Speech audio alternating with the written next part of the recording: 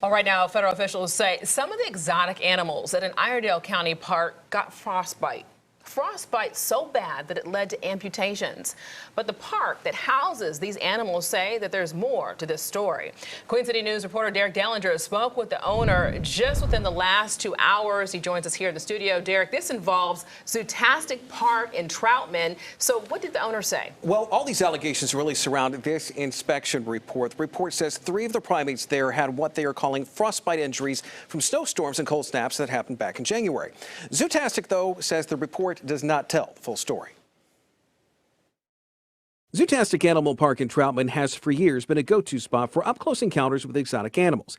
Its website touts the variety: tigers, lions, giraffes, various types of primates. But in its most recent inspection, federal officials noted issues, some of them critical, with the facility. The USDA never saw these animals because they were all healed by the time she came. Scotty Brown is the owner of Zootastic. He's referring to the most recent report, which noted frostbite injuries on 3 of the primates. 1 with an injury to its hand and 2 more that had to have their tail tips amputated. He says he doesn't exactly know how these 3 incidents happened, but we try not to confine our primates because some of them, they don't like to be confined. You know, when we go up, shut the door, they start bouncing off the walls. So we let them go in and out, and 90% of them have always taken care of themselves. You know, when it's cold, they go inside. The new findings in the inspection report have caught the attention of PETA, People for the Ethical Treatment of Animals. We also spoke with them today, and they noted that this is not the first time that Zootastic had write-ups with the feds. Zootastic's history shows that they aren't cleaning up. Federal inspection reports are available monthly for Zootastic and other facilities like it. We searched back to the beginning of last year. During most of that time, Zootastic was in compliance, but on 4 separate visits, there were issues. In addition to the most recent visit,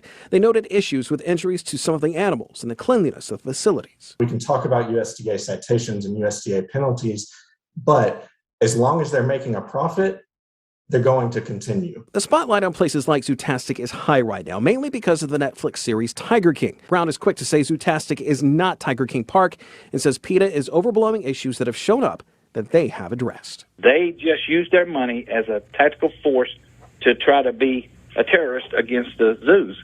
And, you know, for 1,000 animals, we do a pretty good job. Now, we spoke with a former zookeeper who has no dog in this fight. She told us that primate amputations, especially with tail tips, which is what happened in this situation, are not really that unusual. But she did note that the issues with cleanliness at Zootastic were a concern. To that end, Zootastic did say that they did have some staffing issues, which may have contributed to that problem, but they are mostly back to normal now. Brian?